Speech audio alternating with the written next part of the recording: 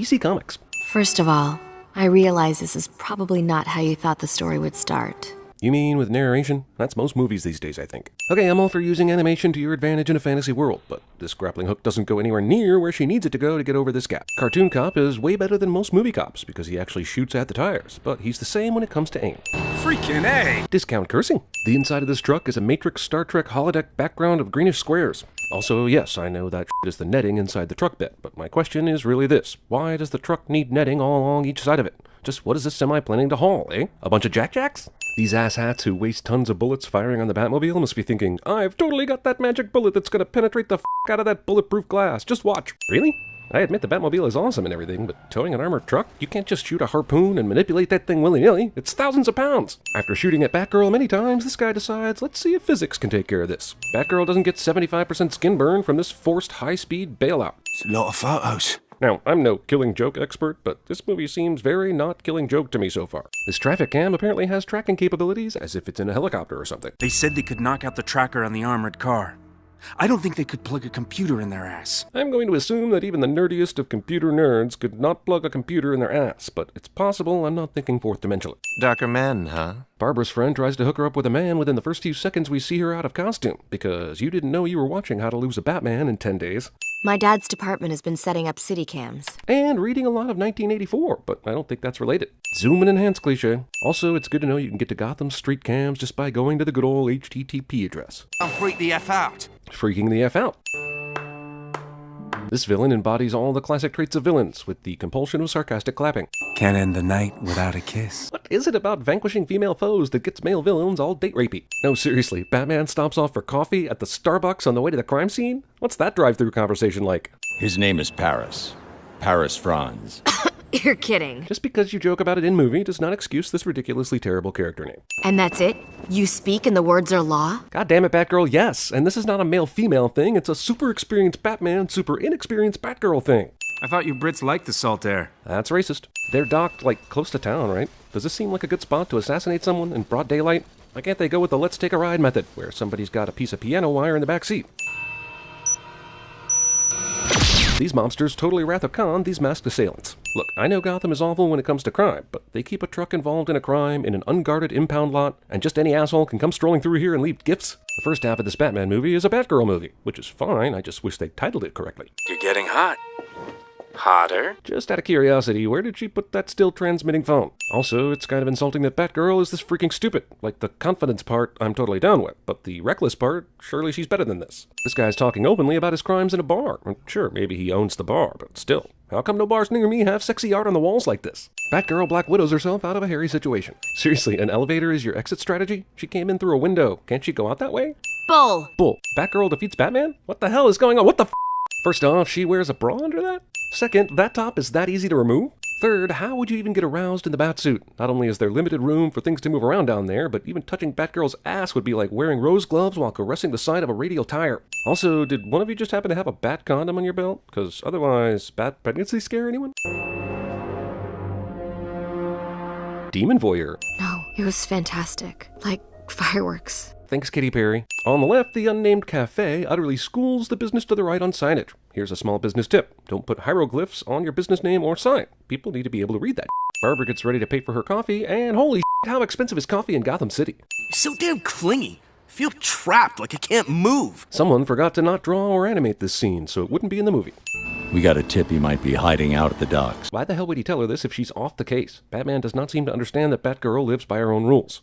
We'll talk later. Animated Batman movie is much more Sex in the City than I think it intended to be. I just noticed Batgirl decided to climb up and perch on top of this thing, which has to be the most uncomfortable place in Gotham to be a disappointing character. Whenever you assholes say because he's Batman to questions like how does he know this, that, or the other thing, I present you Batman being completely unaware of his surroundings. And his Batmobile, with all the gadgets it has, can't detect a missile headed its way. 30 minutes in, still totally a Batgirl movie, and still totally not a Batman movie. Only 45 minutes left to turn it around. Must be that time of the month. I don't doubt this guy is an asshole and might say something like this. I just thought since we're in 2016 and all, we were past these kinds of insults being written into screenplays. Also, I don't envy you the beating that's coming after you made that remark, idiot. Meanwhile, in Gotham, the Killing Joke hasn't started yet. Barbara has a perfect view of every relationship in the city. Almost halfway through this movie and still no Joker. Mark Hamill is probably as pissed about this as Leto is about Suicide Squad.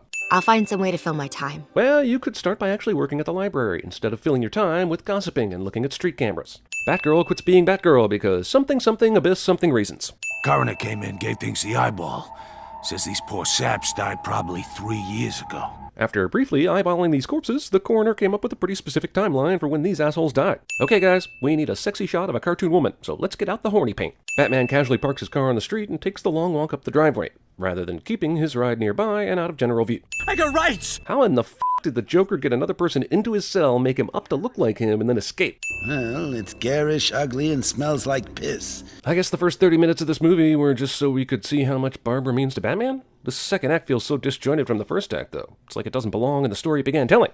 Okay, now that this movie is two different stories completely, time for a flashback. Why stop at 2 when you can get 3? Picture of the fat lady turns into a picture of a pregnant woman, and those things are not the same. Jesus, were there any females anywhere near the writing room for this thing? I have to go up on stage and nobody laughs. What made this guy want to be a stand-up comedian? Any insight into that? Is he a naturally funny guy? And why was he riding all of his hopes on getting into show business? I'm completely sold. Right about now, I'm wondering why this guy, who has an old amusement park for sale, decided to show a potential buyer the place during the middle of the night, and didn't get freaked out at a guy in clown makeup showing up for the appointment. I guess he's never heard of the Joker? There are girls on the street who earn that in a weekend, without having to tell a single joke, or blow a punchline. Joker thinks that these girls on the street aren't spending their time blowing things. I love you, job or no job. You're good in the sack, and you make me laugh. I tried to get my wife to use these as her custom wedding vows at our wedding, but she put the kibosh on that something fierce. Still don't know why. Whenever you're about to get into some hardcore Joker research, you need to hold up an average Joker card and stare at it to get in the mood. This movie is acknowledging a scene from Tim Burton's Batman, a movie incidentally that has a completely different Joker origin story, except for the falling in acid part. You can't save everyone, sir. Especially chicks you recently banged. What? I mean, you can't save everyone you banged. I mean, you can't save all the chicks. Oh, Barbara, I swear you're fussier than your mother was. Weird, that's the same exact thing Batman said to her just after coming on his own cape because she suddenly wanted to keep hers clean. What? That's the dirtiest joke I've ever told? Well, did you see the Carrie video? You did? Damn. That must be Colleen. She's early. We're gonna work out. Why did Gordon bring a scrapbook to Barbara's apartment? And why would Barbara invite him if she knows Colleen is coming over to work out? He was just robbing banks then. But the headline specifically says the Joker is a murderer and a homicidal maniac. Joker shoots Barbara right in the uterus for some reason. Jesus, do these writers just fucking hate women? Also, man, this bullet has unbelievable propulsive powers.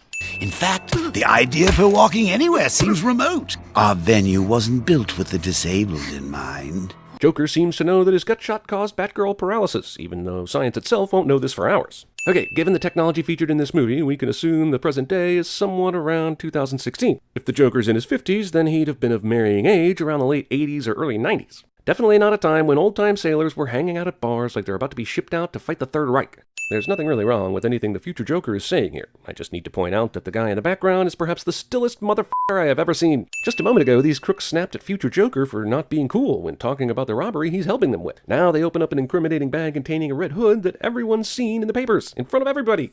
Can't make a nest without breaking a few eggs. That's funny. No, it's cliche. No, it's neither of those.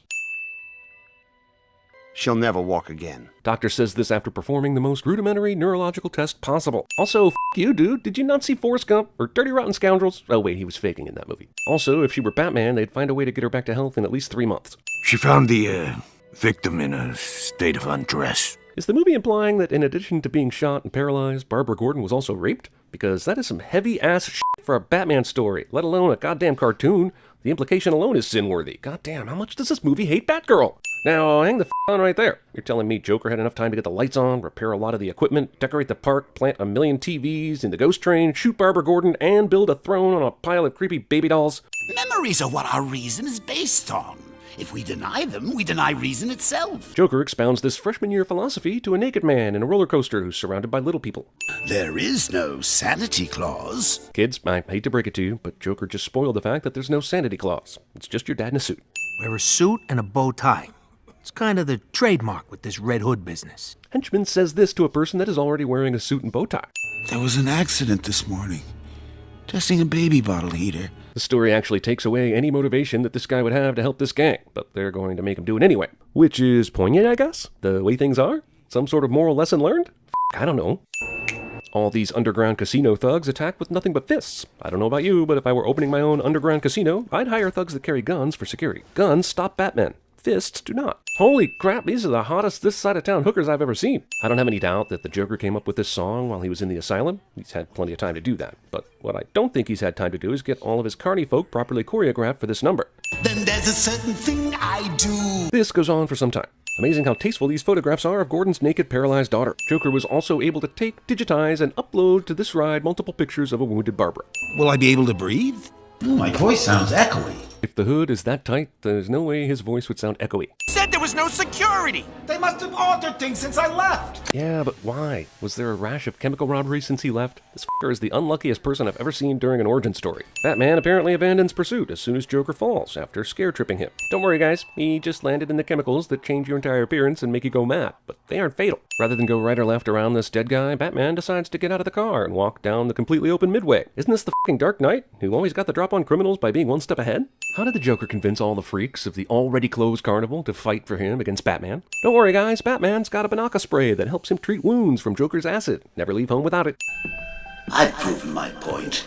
Gordon's been driven mad. So Joker's whole plan was to drive Commissioner Gordon mad? Feels like he could have come up with a better plan than this, and one that didn't require buying an old amusement park. You had a bad day once, am I right? Oh god, please don't show Bruce's parents getting murdered again. Please don't show Bruce's parents getting murdered again. Please don't show Bruce's problem with a surprise trapdoor is once you start falling, you shouldn't be able to reach the ledge. But he's Batman. Joker takes out Batman with a fucking lobster pot, and I'm all done with this movie's Joker. He's as sane as he ever was. I wonder if this plan to make Gordon insane would have worked if he had just killed Barbara instead of paralyzing her. I mean, Joker gave Gordon an out in this plan, to make him think she was dead when she really wasn't. That's a gift in this twisted world. How would this gun, which shot real bullets, be able to shoot a joke sign once it was out of bullets? But the second guy says, what do you think I am? Crazy? You just turn it off when I'm halfway across. It takes an hour and 11 minutes for this joke to kill, or whatever it is jokes do.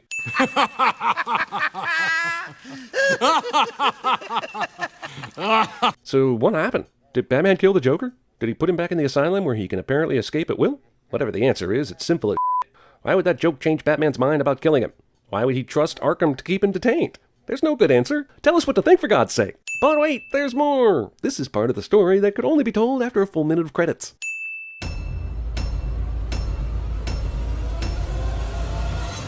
That's frightened me.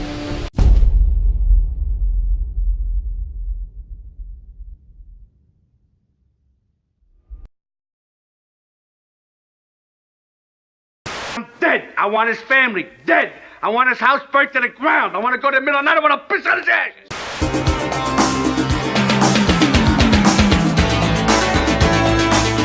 Mistletoe can be deadly if you eat it.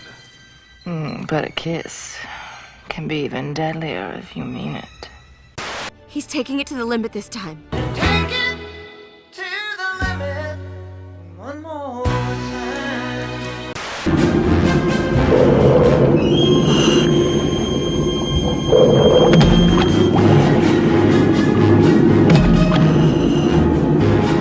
This length of our primary communications antenna broke off and tore through my biomonitor and ripped a hole in me as well. But the antenna and the blood really managed to seal the breach in my suit.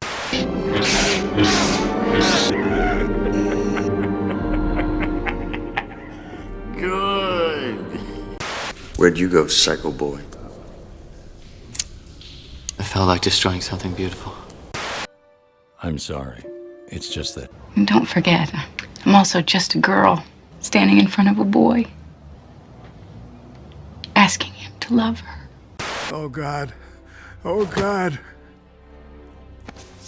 It's okay. Let it come. Phrasing? In a comic, you know how you can tell who the arch villain's going to be? He's the exact opposite of the hero. And most times they're friends like you and me.